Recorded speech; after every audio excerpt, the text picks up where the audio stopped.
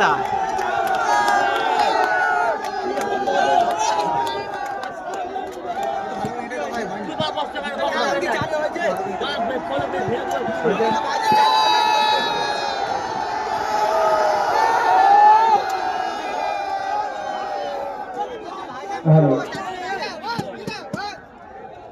যে উদ্দীপনা উচ্ছ্বাস সবটাই কিন্তু আমাদের দলের প্রতিষ্ঠাতা প্রাণ পুরুষ পীরজাদা আব্বাস সিদ্দিকী ভাইজানের কাছে কিন্তু ক্রেডিট যাবে। ভাই পেছনের লোকেরা একটু দেখছে, আপনারা বুঝতে পারবেন দূরে আছে কি বসুন না, আপনারা পেছনে বসে যাবে।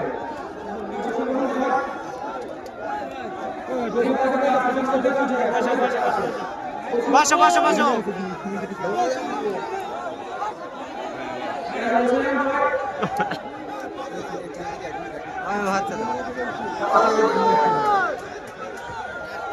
আগাম চান্স দেবে তুমি এখন।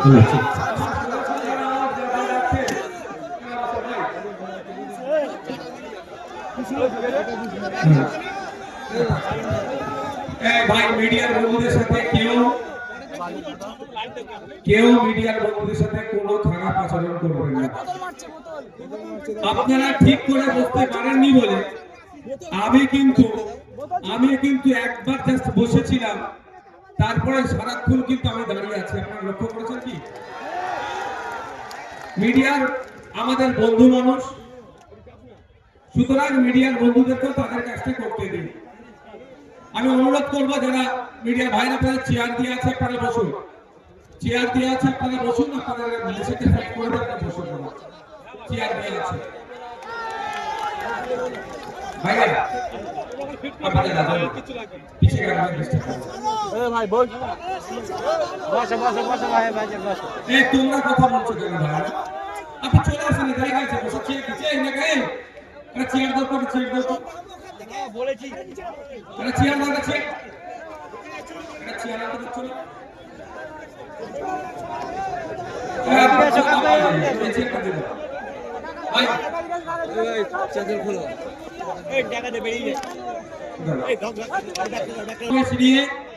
তাদের জ্ঞান গর্ব আলোচনা করেছেন।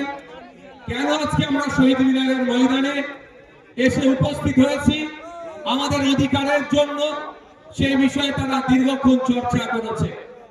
আমি আপনাদের কিঞ্চিত বলবো, সাথে 2026-এর বার্তা আমরা দেব যে আগামী নির্বাচনে আমরা কি চাইছি, কি করতে চাইছি, সেটা এখানে যারা হাজার হাজার মানুষ উপস্থিত হয়েছেন এই বার্তা নিয়ে গিয়ে পাড়াতে পাড়াতে, মহল্লাতে মহল্লাতে, বুথে বুথে, চায়ের দোকান থেকে শুরু করে পাড়ার লোকে যে যেখানে খেলার ময়দানে যে যেখানে থাকেন, এই বার্তাটা আমাদের পৌঁছে দিতে হবে। আইএসএফ এর বার্তাকে আমাদের আইএসএফ এর লক্ষ্য উদ্দেশ্য কি?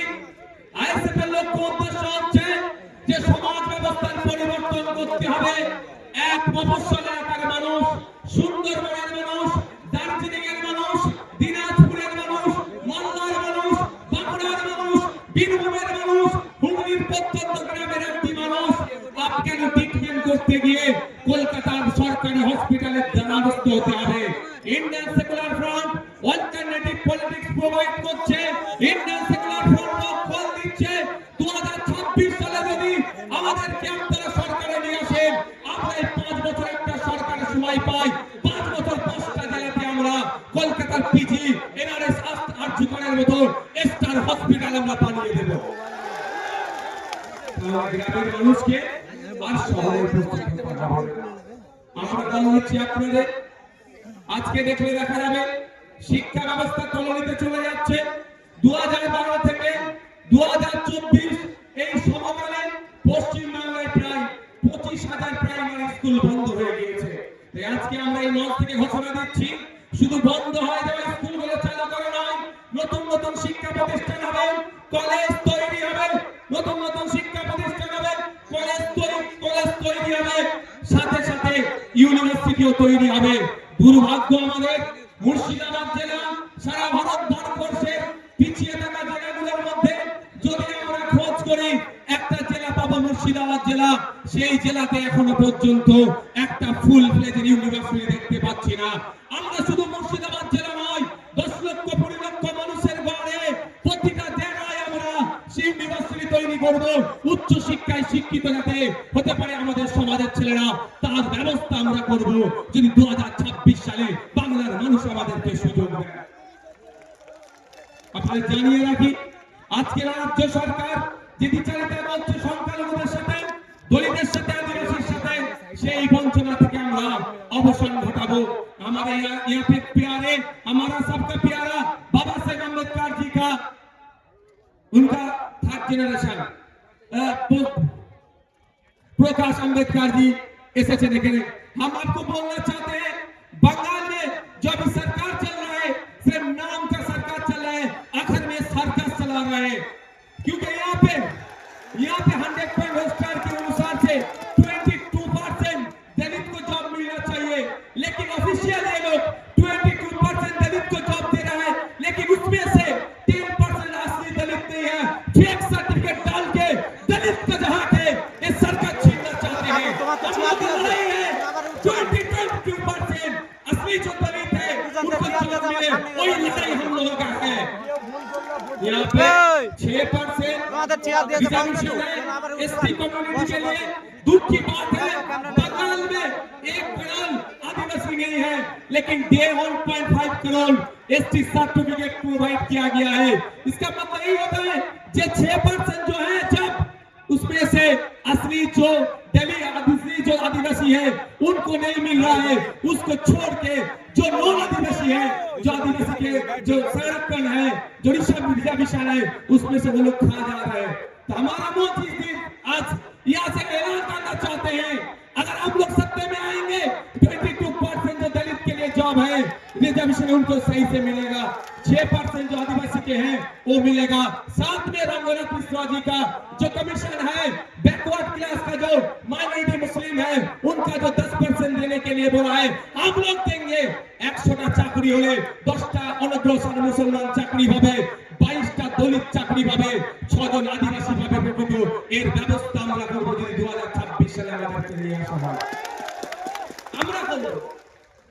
আমরা এই মনস্থিতি কি বলছি, আমাদের অধিকার পরিযায়ী শ্রমিকদের অধিকার।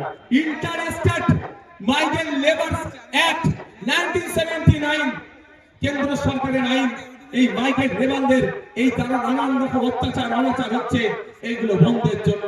কিন্তু দুর্ভাগ্য, আজকে এখানে যারা উপস্থিত হয়েছে মুর্শিদাবাদ, মালদা, দিনাজপুর রাজ্যের বিভিন্ন জায়গা থেকে এসেছেন, যাদের অনেকের বাড়ির লেবার ছেলেরা মাইগ্রেন্ট লেবার হয়ে ভিন্ন রাজ্যে কাজ করছেন, আপনাদেরকে জানানো হয়নি inter state migrant labour act 1979টা কি। ওখানে প্রত্যেকটা যে মাইগ্রেন্ট লেবার আছে তার অধিকার সুরক্ষিত আছে, কিন্তু দুর্ভাগ্য আমাদের ওই আইনের বইয়ের পাতাতে সুরক্ষিত আছে, বাস্তবে কিন্তু আমার শ্রমিকরা সুরক্ষিত নয়। তাই আপনাদের বলবো, যদি আপনারা আমাদেরকে সুযোগ দেন 2026-এর জন্য, শুধু আপনারা নয়, আপনারা আজকে বাড়ি যাবেন, বাড়ি গিয়ে মহল্লাতে, ক্লাবে, মাঠে, ময়দানে, হাটে বাজারে, যে বাসে ঘাটে যেখানেই যাবেন, একটাই কথা যে আইএসএফ কে এবার সুযোগ দেওয়া হোক। আইএসএফ এই চোর ডাকাত গুন্ডা মস্তান গুলোকে সরিয়ে দিয়ে সুষ্ঠু সমাজ ব্যবস্থা নিয়ে আসবে। যে সমাজ ব্যবস্থায় সরকারি কর্মচারীরা তার হকের দিয়ে পাবে কেন্দ্রীয় সমাহারে, যে সমাজ ব্যবস্থায় শূন্য পদগুলো পূরণ হবে, বেকারত্ব দূরে সরানো হবে, যে সমাজ ব্যবস্থায় আইনের বিচার হবে, তামান্নার বিচার হবে, তিলোত্তমার বিচার হবে, যে সমাজ ব্যবস্থায় নারীরা তার অধিকার পাবে, যে সমাজ ব্যবস্থায় কৃষক তার উৎপাদিত ফসলের দাম পাবে, যে সমাজ ব্যবস্থায় আমি আপনি মেহনত করছি, আমার আপনার শ্রমের মূল্যায়ন হচ্ছে না, এই শ্রমের মূল্যায়ন হবে, মিনিমাম ওয়েজেসটা আমরা বাড়াবার ব্যবস্থা করব। যে সমাজ ব্যবস্থায় নারীদের হাতে শুধু 1000-1200 টাকা তুলে দেওয়া নয়, নারীদেরকে ক্ষমতায়ন করতে গেলে আমরা মনে করি কম করে 5000 টাকার ব্যবস্থা করতে হবে। সেই সমাজ ব্যবস্থা আমরা নিয়ে আসবো। তবে না 5000 টাকা দেওয়ার সাথে সাথে রাজ্য কিছু কাজ বুঝে নেবে।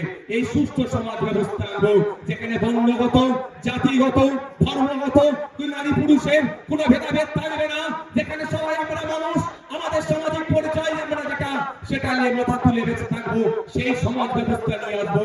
বাংলার মানুষ যদি 2026 লোক বিধানসভা নির্বাচনে আমাদেরকে সুযোগ দেয়, তবে আপনাদের উপস্থিতি প্রমাণ করে দিচ্ছে যে বাংলার অলিতে গলিতে ইন্ডিয়ান সেকুলার ফ্রন্টের যে জয় জয়কার হবে, সেটার আপনাদের উপস্থিতি আছে কিন্তু প্রমাণ করে দিচ্ছে। আপনারা মাঠে যারা আছেন, আপনারা হয়তো বাইরে যেতে পারছেন না, আমি তো একটার পরে এখানে এসেছি, আমি বাইরের অবস্থাটা একটু ঘুরে ঘুরে দেখছিলাম।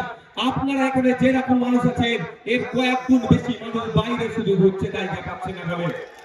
আপনাদের ঘোষণা অনুযায়ী আমি গত বছর ঘোষণা দিয়েছিলাম, আমরা বলেছিলাম আমরা চেষ্টা করব কলকাতায় ব্রিগেডে করা, কিন্তু আমরা যখন অ্যাপ্লিকেশন করেছি আমাদেরকে জানানো হয়েছে এই সময় এই আর্মিদের কোন একটা ট্রেনিং চলছে, সেই মার্চ মাস পর্যন্ত ব্রিগেড ময়দান দেওয়া যাবে না। সুতরাং আমরা সেখানে বুক করতে পারিনি, ফলে আমরা এখানে বুক করেছি। তবে আপনারা সাথ দিলে শুধু ভাঙড় থেকে নয়, রাজ্যের বিভিন্ন প্রান্ত থেকে 2026 বিধানসভায় ডবল ডিজিটের বিধায়ক ইন্ডিয়ান সেকুলার ফ্রন্ট পাচ্ছে। তারপরে আমরা আশা করব এবার আর্মিদের ট্রেনিং কখন আছে সেটাও প্রয়োজনে দেখে নেব, তার ট্রেনিং এর ফাঁকে বা ট্রেনিং এর পরে আপনাদের সাথ নিয়ে আবার আপনাদেরকে নিয়ে কলকাতায় আমরা ব্রিগেডে ময়দান ভরাবো অধিকারের জন্য। বন্ধুগণ, আজকের এই অধিকার সবাই বিভিন্ন বিষয় ছিল, অনেকে চর্চা করেছে। আমি টু দা পয়েন্ট এসআইআর নিয়ে একটু বলতে চাই। আপনারা কারা শুনতে চান একটা হাত তুলে রাখেন তো, এটা হাতটা তুলে রাখুন, হাতটাকে তুলে রাখবেন। অসুবিধা হচ্ছে না তো কারো? অসুবিধা হচ্ছে না তো? ইভিএম মেশিনের সামনে গিয়ে খাম চিহ্নটা দেখবো, আর যেখানে খাম চিহ্ন থাকবে না আমাদের নেতৃত্বরা যেটা বলবে সেখানে আমরা ভোট দেব। অন্য কোনো বুদামে হাত দেওয়ার দরকার নেই। আমি এসআইআর নিয়ে গুটি কয়েক কথা বলবো, বলে আমি বক্তব্য শেষ করে দেবো। আমি কথা দিয়েছিলাম শীতকালের বেলা সকাল সকাল আসুন, সকাল সকাল ছেড়ে দেবো, কথা দিয়েছিলাম তো। আমি আপনাদের এসআইআর নিয়ে বলছি, এই একদম মাথায় ঢুকিয়ে নিন। এই এসআইআর যে সমস্যা তৈরি হয়েছে, এই সমস্যা তৈরির পেছনে দুটো রাজনৈতিক দল সম্পূর্ণভাবে দায়ী। তৃণমূল বিজেপি মিলে এসআইআর নামক সমস্যাটাকে তৈরি করছে ইলেকশন কমিশন অফ ইন্ডিয়াকে সামনে রেখে। তাই আমাদের যেভাবে অহেতুক হয়রানি পেরেশানি করা হচ্ছে, এর জবাব আমরা ইভিএম মেশিনে গিয়ে এই তৃণমূল আর বিজেপির বিরুদ্ধে আমরা দিয়ে দেব। আমি প্রমাণ দেবো আপনাদের, প্রমাণ ছাড়া আমি কথা বলি না, আমি প্রমাণ দিয়ে দেবো একটা একটা করে। যদি আপনাদের শোনার এনার্জি থাকে আমি তাহলে শোনাবো। এনার্জি আছে তো ভাই? একটু পোলটা খোলা দরকার। সাপ হয়ে কামড়াচ্ছে আর রোজা হয়ে ঝাড়ার চেষ্টা করছে। সাপকেও ধরতে হবে আর কামড়ানোর তো আসার আগে তাকে ধরে নিতে হবে। আপনাদের নথিতে খুলে রাখি, 2021 নির্বাচন পার হয়েছিল সিএ এনআরসির ভয় দেখিয়ে, সিএ এনআরসি করে দেশ থেকে তাড়িয়ে দেবে।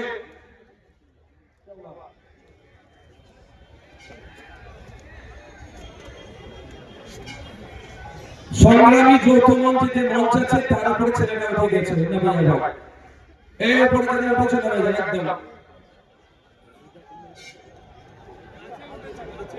একদম মেরে দেয়। এটা অনৈতিক কাজ, নেমে পড়ে চালাতে। শোনেন ভাই, এদিকে দেখান। 2021 সালের নির্বাচন কি দেখিয়ে পার হয়েছিল? বিজেপি বলেছিল এসআইআর করে তাড়িয়ে দেবো, এই বিজেপি বলেছে এনআরসি সিএ করে তাড়িয়ে দেবো। আর মমতা ব্যানার্জির দলেরা কি বলেছিল? যে তাড়াতে পারবে না, আমরা আছি। এখনো বলুন, এই 2026 নির্বাচন আসছে, এসআইআর করে ভোটাধিকার কেড়ে নেবো গল্প শোনাচ্ছে শুভেন্দু অধিকারী, আর মমতা ব্যানার্জি ঠিক করে এসে বলছে আমি থাকতে এসআইআর হতে দেবো না। অলরেডি কাগজ নিয়ে আপনাকে আমাকে ছুটাছুটি করতে হচ্ছে। আমার নামে নোটিশ এসে গিয়েছে। নোবেল জয়ী বিখ্যাত মানুষ অমর্ত্য সেন্সারের নামে অপদার্থ কমিশন নোটিশ পাঠিয়েছে এই বিজেপি তৃণমূলের পাল্লায় পড়ে। শুধু তাই নয়, স্বাধীনতা সংগ্রামী, মুক্তিযোদ্ধা, বীর, ভারতবর্ষের অন্যতম শ্রেষ্ঠ আইকনিক ব্যক্তি, তার নাম নেতাজি সুভাষচন্দ্র বোস, নেতাজি সুভাষচন্দ্র স্যারের পরিবারকেও এই নোটিশ পাঠিয়েছে। তাই আপনাদের বলবো 2026-এর বৈতরণী পার করার জন্য তৃণমূল আর বিজেপি এসআইআর নামক এই সমস্যাটার অবতরণ করেছে। তাই আপনাদের বলবো এই সমস্যাতে অহেতুক হয়রানি করার চেষ্টা হচ্ছে, তবে আপনি আতঙ্কিত হবেন না।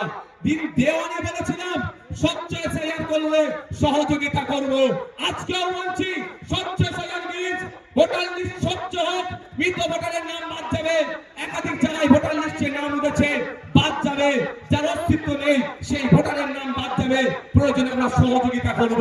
কিন্তু স্বচ্ছতা নয়, নির্বাচন কমিশন যে অহেতুক হয়রানি করছে এর জবাব দেওয়ার জন্য প্রশ্ন করেছিলাম আমরা নির্বাচন কমিশনে। শুধু তাই নয়, আপনাদের এই নওশাদ সিদ্দিকীর কামচিহ্ন নেতা সুপ্রিম কোর্টে গিয়ে আপনাদের জন্য মামলা করেছে। আপনাদের বলে রাখি, দুটো কাজ এই মুহূর্তে মমতা ব্যানার্জি যদি করেন, দুটো কাজ যদি এই মুহূর্তে মমতা ব্যানার্জি করেন, হয়রানিও বন্ধ হবে, আতঙ্কিত বন্ধ হবে, আতঙ্কিত হবে না। দুটো কাজ কি কি বলে দিচ্ছি শর্ট টাইম, আমি বেশি কিছু বলবো না, বলছি আপনাদের। এইটা তো প্রথম কাজ হচ্ছে ওয়াল পার্টি মিটিং ডাকা। মমতা ব্যানার্জি ওয়াল পার্টি মিটিং ডাকুক, সমস্ত রাজনৈতিক দলের নেতাদেরকে ডাকুক। যে এই পরিস্থিতি বাংলার স্বাধীনতা সংগ্রামী পরিবার থেকে শুরু করে, পীর পরিবার থেকে শুরু করে, বিভিন্ন ধর্মীয় পরিবার থেকে শুরু করে, বিভিন্ন ধরনের সামাজিক প্রভাব প্রতিপত্তি আছে, সব সমেত সাধারণ মানুষদেরকে অহেতুক হয়রানি হচ্ছে, এই হয়রানি বন্ধ আমাদের করতে হবে। অল পার্টি মিটিং ডাকা দরকার।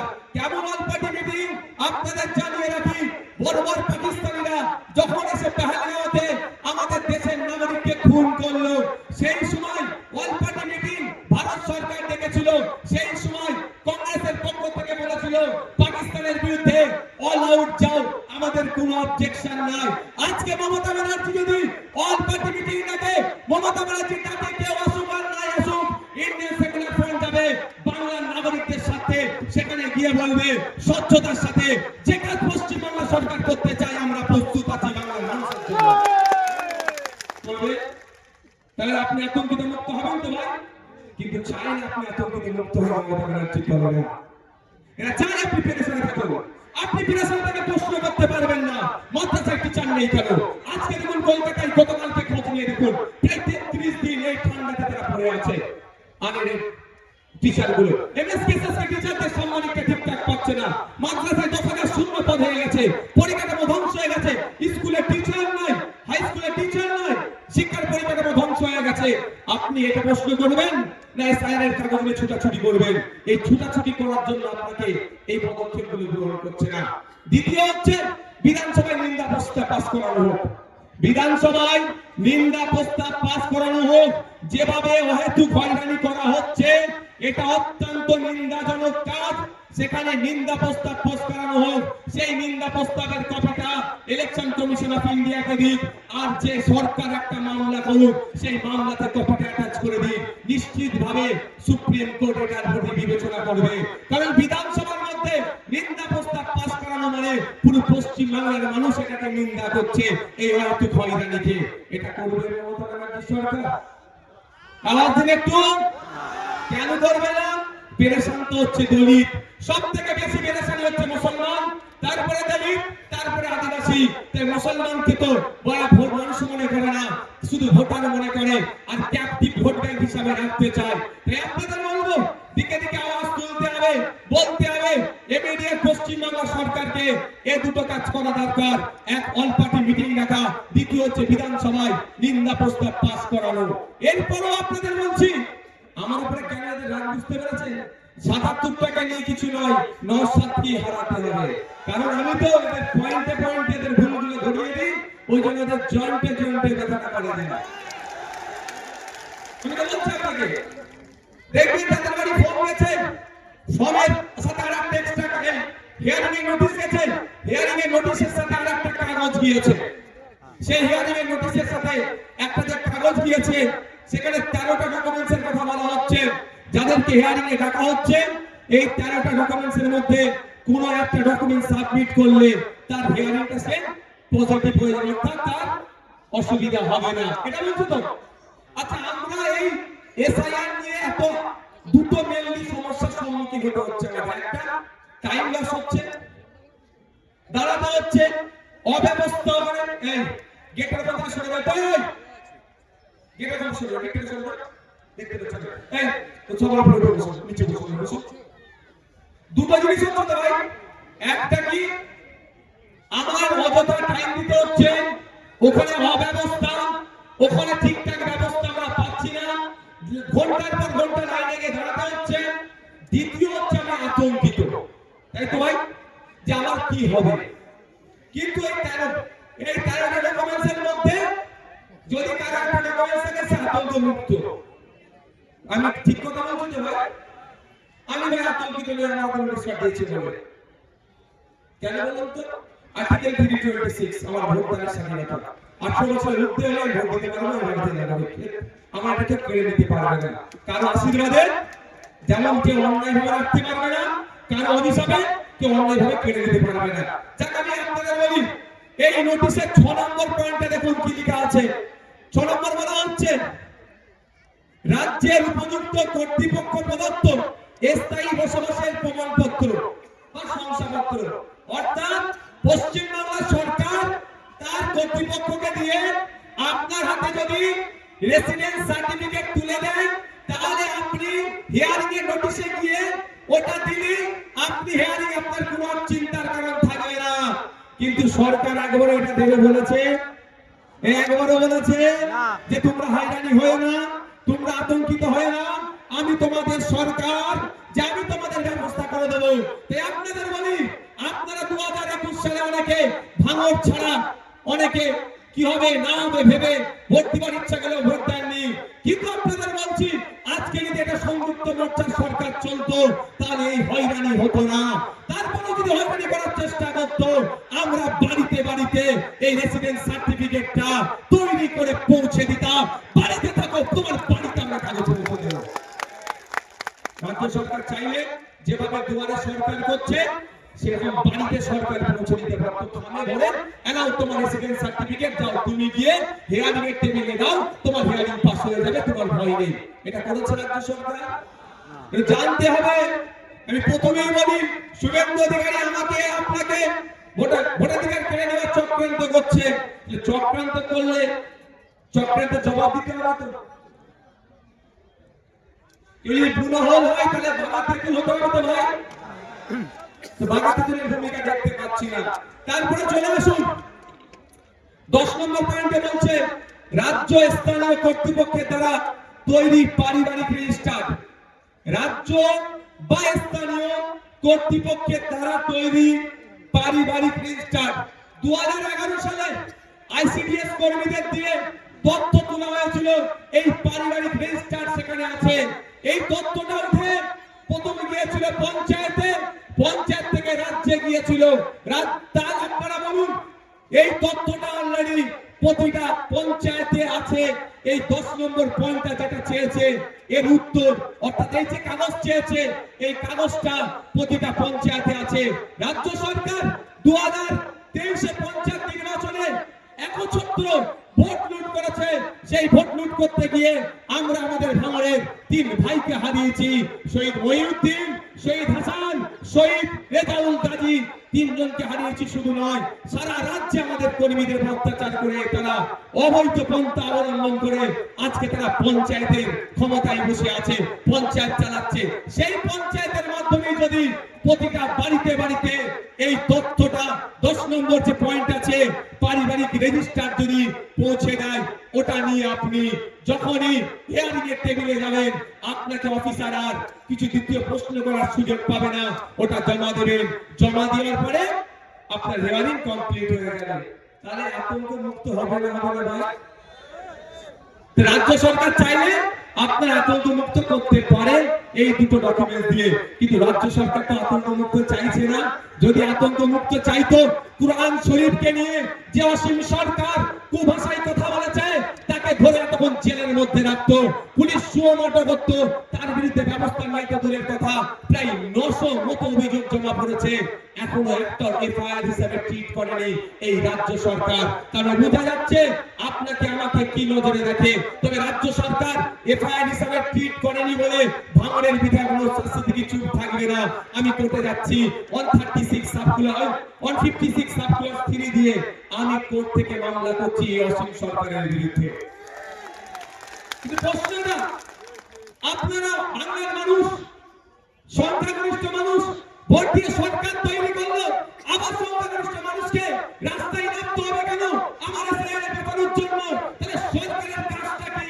আমি সরকার তৈরি করেছি আমার বিপদে আপদে, আমার সুবিধা অসুবিধাতে আমার পাশে থাকবে, তার পরিবর্তে আমাকে আরো ঠেলে দিচ্ছে বিপদের দিকে।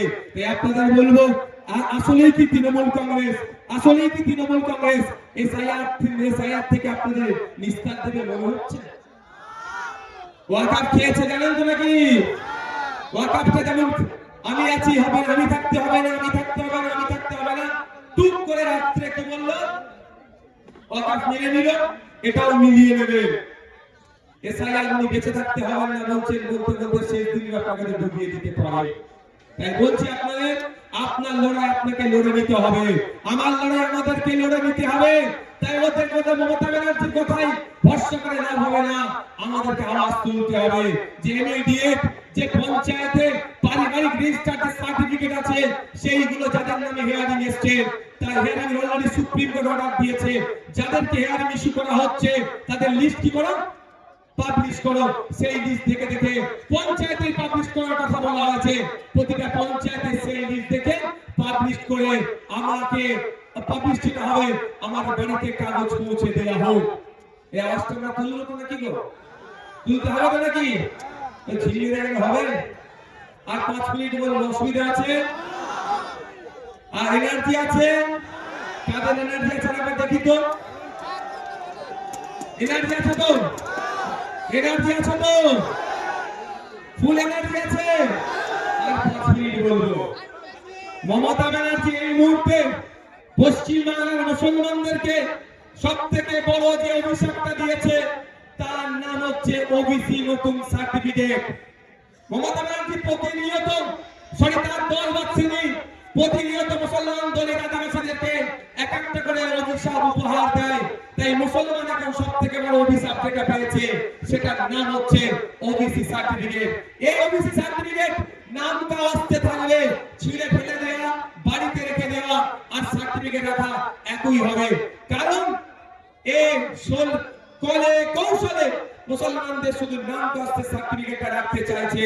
যেভাবে মেসিকে দেখতে আসলো, টিকিট কাটলো, বাড়িতে ঢুকলো, তারপরে কি হলো, স্টেডিয়ামে ঢুকলো, মেসিকে দেখতে পেলে না।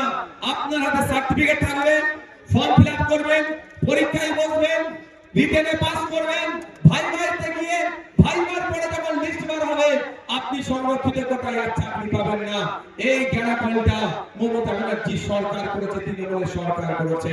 তাই আপনাদের বলবো, এর বিরুদ্ধে আমাদের লড়াই করতে হবে। আমাদের লড়াই ফেক এসটি সার্টিফিকেটের বিরুদ্ধে।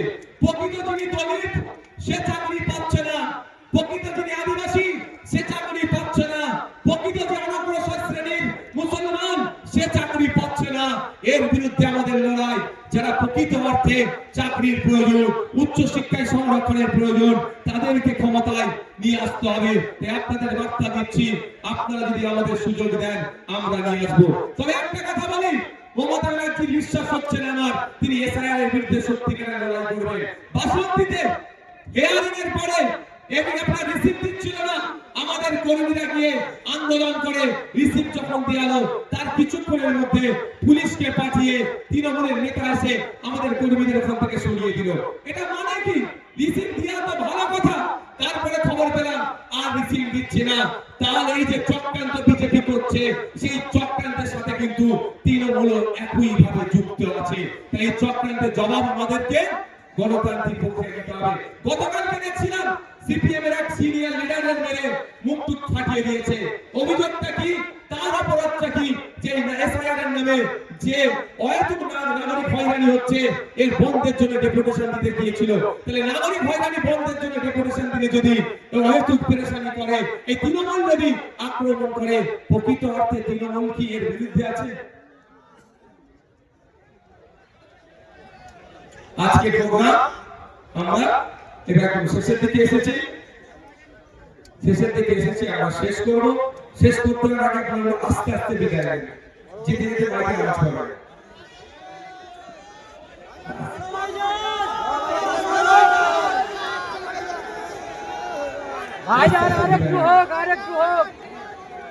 যেতে যেতে আমি তিনটে কথা বলবো, আপনারা মাথায় রাখতে রাখতে যাবেন।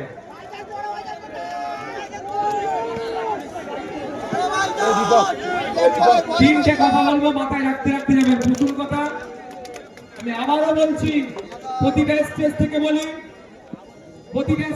বলছি, আজকেও বলছি, আপনার ছেলে মেয়েগুলোকে উচ্চশিক্ষায় শিক্ষিত করুন।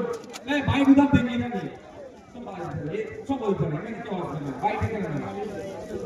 প্রতিটা ছেলে মেয়েকে উচ্চশিক্ষায় শিক্ষিত করুন।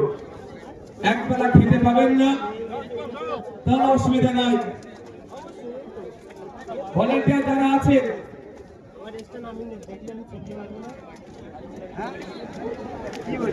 উচ্চশিক্ষায় শিক্ষিত করুন।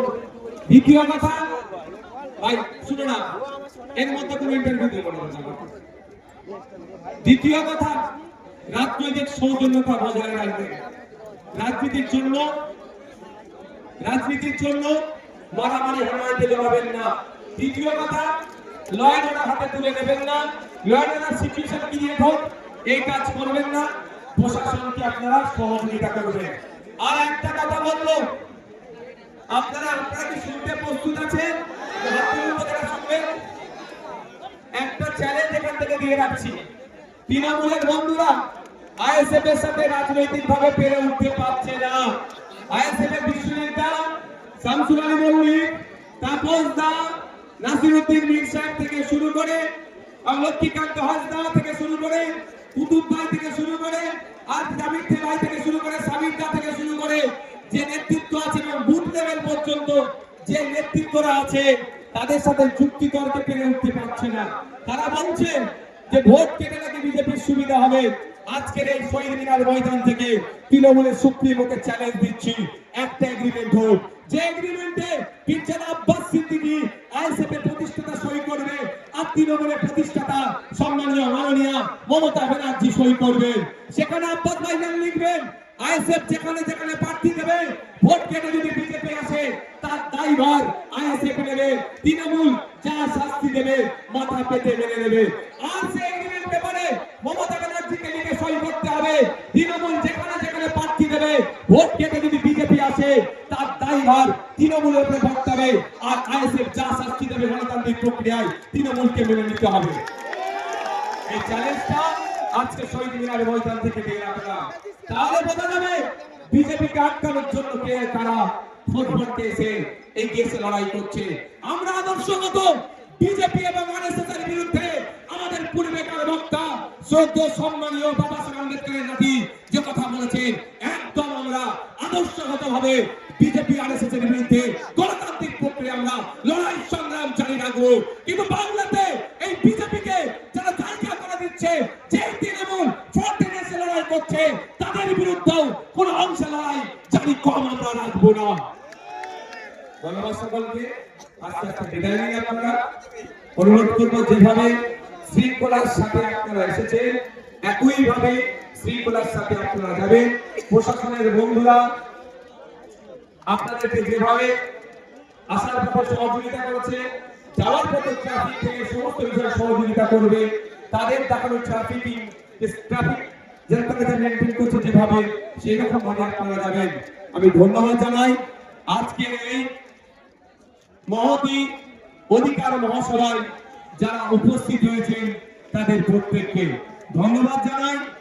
এই মাঠটা আর্মিদের কর্তৃপক্ষকে যারা আমাদেরকে ব্যবহারের জন্য দিয়েছে ধন্যবাদ জানাই। কলকাতা পুলিশের এবং রাজ্য প্রশাসনকে যারা আমাদেরকে তারা লয়েন অর্ডার যারা রাখে তারা আমাদেরকে সহযোগিতা করেছে ধন্যবাদ জানাই।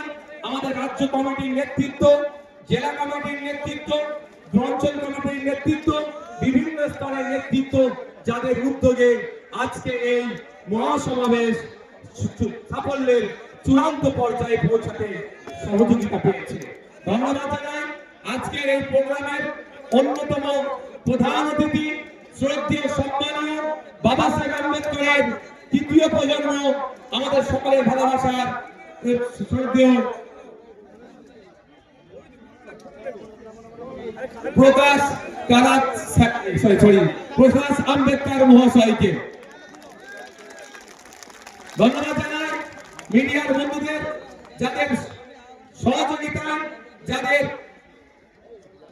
দেখানো ভিডিওতে শুধু এই কলকাতা নয়, জেলা নয়, জেলার গণ্ডি ছড়িয়ে আন্তর্জাতিক স্তরেও আমাদের এই প্রোগ্রামের কর্মসূচি পৌঁছাতে সহযোগিতা করবে। বন্ধুগণ, যারা এসেছেন তাদেরকে বলবো এর ভেতরে কেউ ঢুকবেন না, তাদেরকে বলবো আস্তে আস্তে আপনারা এখান থেকে বিদায় নিন। এখানে আমাদের মিডিয়ার বন্ধুরা কিছু কোশ্চেন করতে পারে। আচ্ছা, আরো ধন্যবাদ জানাই ভাঙড় থেকে আমাদের যারা 85 বছরে আমাদের ভাইরা আমাদের দলের জন্য জীবন উৎসর্গ করেছে, সেই পরিবারের লোক চলে এসছে। ধন্যবাদ জানাই। আপনাদের নাম আপনারা সবাই শুনেছেন, গুজরাটে কিভাবে তারপরে রাজস্থানে কিভাবে তারপরে নৃশংস হত্যা করে তাকে খুন করেছিল, তার পরিবার আছে। আমি সত্যি একটা কথা আপনাদের বলি, রাজ্য সরকার চলছে না, সরকার না, সার্কাস চলছে। 6000 টাকার মাইনে নাকি সরকারি কর্মচারী। আজকে ডেটে সরকারি কর্মচারী 6000 টাকার মাইনে আছে। আমার আপনাদের মেয়েকে দিয়ে করাচ্ছে, মানে বুঝতে পারছেন কি বিচারিতা করছে। তাই আপনাদের বলবো যে আমাদেরকে সজাগ সতর্ক হতে হবে, আগামী দিনের জন্য তৈরি হতে হবে।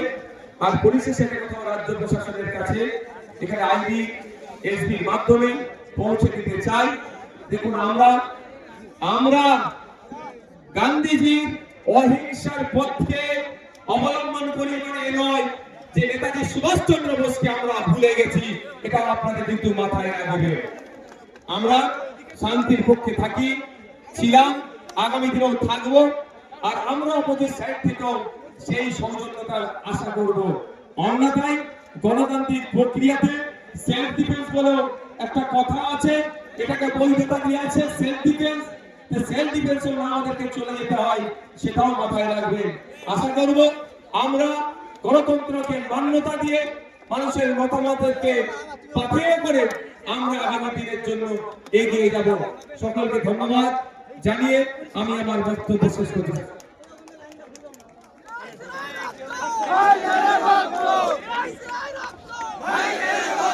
इनकलाब इनकलाब इनकलाबी जिंदाबाद इनकलाब जिंदाबाद इनकलाब जिंदाबाद आईएसएफ जिंदाबाद आईएसएफ जिंदाबाद हमारे विधायक नौशद सिद्दीकी भाई जान जिंदाबाद हमारे विधायक पार्टी चेयरमैन नौशद सिद्दीकी भाई जान जिंदाबाद बड़ो भाई जान जिंदाबाद जिंदाबाद बड़ो भाई जान जिंदाबाद इनकलाब इनकलाब इनकलाबी जिंदाबाद इनकलाब जिंदाबाद।